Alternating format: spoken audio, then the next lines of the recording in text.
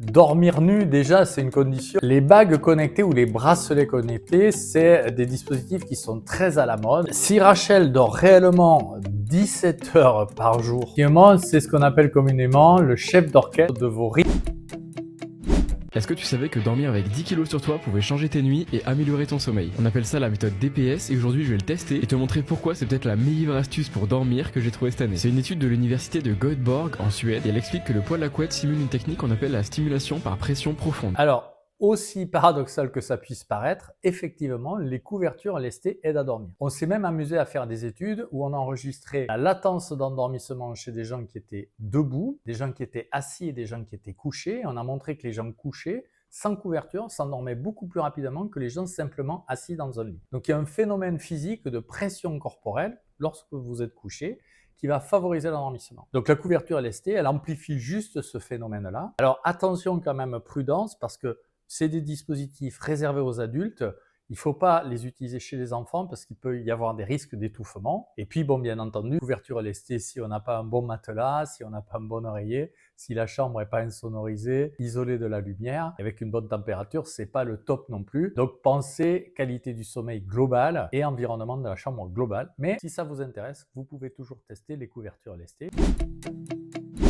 Est-ce que dormir nu est bon pour la santé? Oui, c'est bon pour la santé parce que d'abord, vous allez être plus à l'aise avec les parties intimes qui vont respirer, moins de transpiration, moins de sueur. Vous allez être plus à l'aise parce que la température corporelle va diminuer. Dormir nu, c'est moins de surchauffe et on sait que quand la température du corps diminue, eh bien, c'est un meilleur sommeil à la clé. Dormir nu, déjà, c'est une condition qui doit s'envisager quand il fait très chaud. Comme le dit justement le chroniqueur, en fait, la problématique du bon sommeil, c'est la température corporelle. Elle doit être légèrement plus basse au cours de l'endormissement et au cours de la nuit qu'au cours de la veille, parce que la nuit, notre corps se refroidit. Il y a une période critique qui est la période d'endormissement où il faut perdre des calories, en particulier par les extrémités, pour s'endormir plus facilement. Donc, il y a même des études qui montrent que si vous mettez des chaussettes, vous allez vasodilater, vous endormir plus facilement. Donc, dormir nu, c'est pas forcément la meilleure façon de trouver le meilleur sommeil. Puis enfin, il y a aussi un autre élément important, c'est que si la température ambiante s'abaisse, en particulier l'hiver, c'est une assez bonne idée de dormir avec des vêtements, avec un pyjama assez léger pour permettre la transpiration,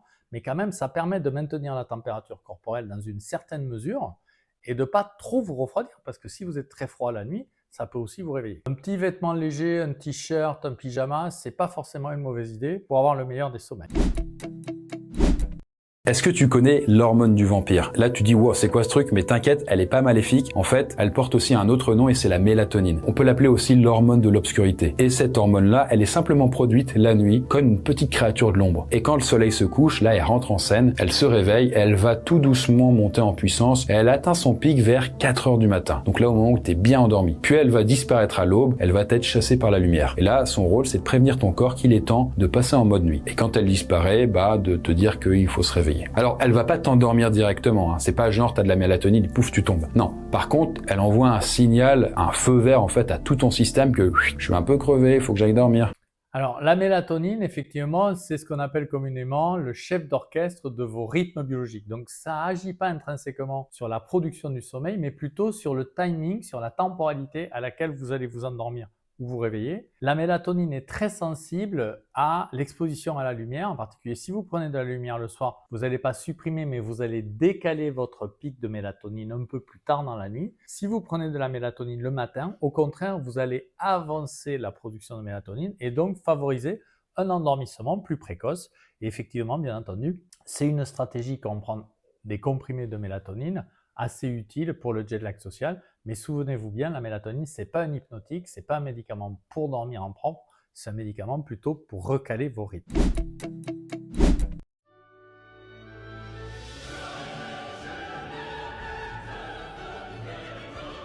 Alors, si Rachel dort réellement 17 heures par jour, tous les jours de sa vie, c'est un vrai handicap social. Elle ne peut pas travailler, elle ne peut pas aller à l'école, même ça peut poser des problèmes pour s'alimenter.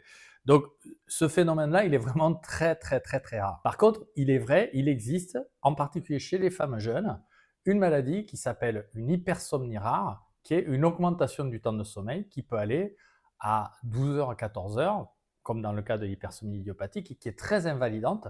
Si vraiment, période d'activité scolaire, vacances, il y a une durée de sommeil qui dépasse les 12 heures, il faut vraiment se préoccuper et aller consulter un centre de sommeil. Vous pourrez retrouver la liste des centres accrédités par la SFRMS sur mon compte Instagram et toute une série de conseils aussi pour vous évaluer et savoir si vous souffrez d'une maladie du sommeil.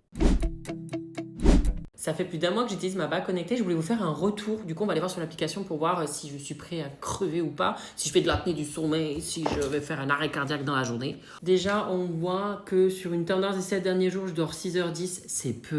Les bagues connectées ou les bracelets connectés, c'est des dispositifs qui sont très à la mode parce que c'est censé vous permettre de vous surveiller au long cours sur votre état de santé et en particulier sur la qualité de votre sommeil. Il faut faire un peu attention. La première mise en garde, c'est que les données, les mesures objectives de sommeil, qui ne sont pas toujours validées d'ailleurs avec ces équipements, il y a très peu d'équipements qui ont fait des études scientifiques pour démontrer l'efficacité de leurs mesures. Ces données objectives, elles ne sont pas forcément corrélées à votre ressenti. Par exemple, il y a une étude assez intéressante qui montre que les sujets sains, ils ont tendance à surestimer leur durée de sommeil, c'est-à-dire ils dorment 6h30, 6h45 et ils pensent dormir 7 heures par nuit, alors qu'au contraire, les sujets insomniaques, ils sous-estiment leur sommeil. Ne vous obsédez pas par rapport au rendu de ces objets connectés parce qu'il y a un décalage physiologique entre votre perception et votre durée. Alors après, bien entendu, si la bague ou la montre connectée vous dit que vous dormez 6 heures ou moins, là, c'est un peu alarmant parce qu'effectivement, vous vous mettez en dette de sommeil. Mais il y a un phénomène assez toxique qui s'appelle l'orthosomnie, c'est-à-dire des gens qui s'obsèdent pour vouloir dormir absolument